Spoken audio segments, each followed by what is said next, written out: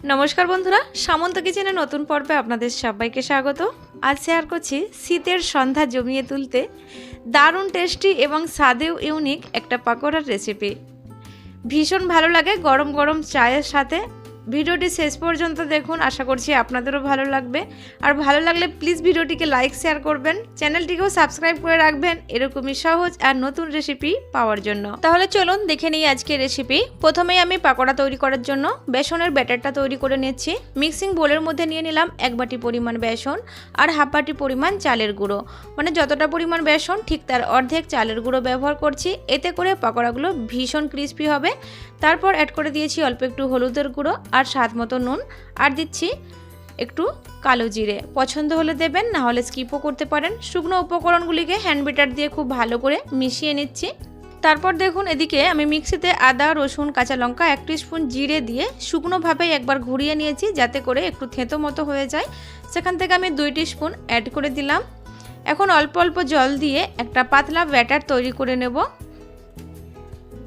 একসাথে বেশি পরিমাণে জল অ্যাড করে দেবেন না, তাহলে কিন্তু ব্যাটার পাতলা হয়ে যেতে পারে। তো ব্যাটারের ঘনত্ব আমাদের মিডিয়াম রাখতে হবে, বেশি মোটাও নয় আর বেশি পাতলাও নয়। বেশি মোটা হয়ে গেলে মানে বেসনের ফ্লেভার বেশি আসবে, আর পাতলা হয়ে গেলেও সঠিকভাবে কোট হবে না। তো এখানে আমি মিডিয়াম একটা পাতলা ব্যাটার তৈরি করে নিয়েছি। তারপর নিয়েছি একটা প্লেটের মধ্যে 2টো টমেটো, 2-4টে পেঁয়াজ গাছ, অল্প একটু ধনেপাতা। পেঁয়াজ গাছের গোড়াগুলোকেই প্রথমে আমি কেটে আলাদা করে নিলাম। তারপর পেঁয়াজ পাতাগুলোকে একটা একটা করে এভাবে খুলে নিতে হবে। তারপর দেখুন টমেটো দুটোকেও আমি গোল গোল স্লাইস করে কেটে নিচ্ছি। প্রথমে মুখের অংশটা কিছুটা বাদ দিয়ে দেব, তারপর মিডিয়াম সাইজের স্লাইস করে কেটে নেব। খুব বেশি পাতলাও নয়, আবার খুব বেশি মোটাও নয়। সাইডে 2টো অংশ বাদ দিয়ে দিচ্ছি, এই রেসিপিতে এটা ব্যবহার করা যাবে না। তারপর ছুরি দিয়ে মাঝখানে যে বীজের অংশটা আছে ওটা কেটে তুলে নেব। তো ছুরি দিয়ে চারপাশ দিয়ে ঘুরিয়ে কেটে নিয়েছি। দেখুন বীজটা তুলে নিলে টমেটোগুলো সুন্দর রিংয়ের মতো হয়ে যাবে। এখন এই টমেটোগুলোর মধ্যে দিয়ে দিচ্ছি অল্প একটু নুন, আর দেব 2 চুটকি গোলমরিচের গুঁড়ো।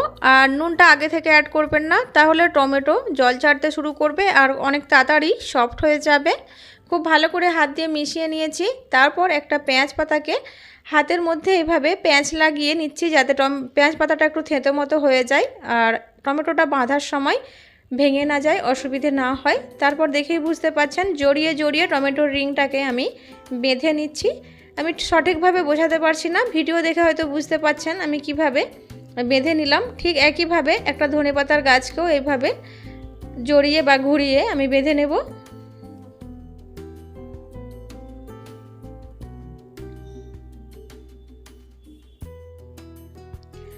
তো এটা আমার তৈরি হয়ে গেছে, আর দেখুন দেখতে কতটা সুন্দর লাগছে। এইভাবেই আমি বেশ কিছু তৈরি করে নিয়েছি। তারপর ভাজার জন্য কড়ার মধ্যে বেশ পরিমাণ মতো তেল গরম হতে বসিয়েছি। তেলটা গরম হতে হতে যে বেসনের ব্যাটারটা তৈরি করেছিলাম 2 মিনিটের জন্য হ্যান্ড বিটার দিয়ে ভালো করে ফেটিয়ে নিচ্ছি। কোনো রকম সোডা ব্যবহার করব না, সোডা ব্যবহার করলে পাকোড়া খুব বেশি পরিমাণে তেল শুষে নেয়। আর দেখুন ব্যাটারের ঘনত্বটা একদম মিডিয়াম হতে হবে, তবেই সুন্দর করে পাকোড়াগুলো কোট হবে। দেখুন একটা একটা নিয়ে আমি এই ব্যাটারের মধ্যে ডিপ করে নেব, আর অতিরিক্ত ব্যাটারটা ঝরিয়ে নিয়ে তারপর তেলের মধ্যে অ্যাড করে দিচ্ছি। তেলটা সুন্দর করে গরম হয়ে যাওয়ার পর এখন গ্যাসের ফ্লেম লো মিডিয়াম করে দিয়েছি। তারপর পাকোড়াগুলোকে অ্যাড করছি। এখন গ্যাসের ফ্লেম মিডিয়াম করে দিয়ে পাকোড়াগুলো ভেজে নেব, চারিদিক থেকে সুন্দর রং ধরিয়ে। 3 মিনিটের মতো একদিকটা ভেজে নিয়ে এখন উল্টে দিচ্ছি পাকোড়াগুলোকে। আর পাকোড়া যখনই তেলের মধ্যে অ্যাড করবেন খেয়াল রাখবেন তেল সুন্দর গরম হয়ে গেলে গ্যাসের ফ্লেম লো মিডিয়াম করে দেওয়ার, তাতে করে পাকোড়া দেওয়ার সাথে সাথে লাল হয়ে যাবে না। সব পাকোড়া অ্যাড করা হয়ে গেলে তারপর গ্যাসের ফ্লেম মিডিয়াম করে দিয়ে পাকোড়াগুলোকে ঘুরিয়ে ফিরিয়ে সুন্দর ক্রিস্পি করে ভেজে নিতে হবে। তো দেখেই বুঝতে পারছেন আমার সুন্দর করে ভেজে নেওয়া হয়ে গেছে। এখন তেল ঝরিয়ে তেল থেকে তুলে নিচ্ছি। পারলে টিস্যু পেপারের ওপর কিছুক্ষণ রেখে দেবেন, তাহলে অতিরিক্ত তেলটা অ্যাবজর্ব করে নেবে। আমি পরিবেশন করছি টমেটো কেচাপের সাথে। অবশ্যই বাড়িতে ট্রাই করবেন, শীতের সন্ধ্যায় ভীষণ ভালো লাগে গরম চায়ের সাথে।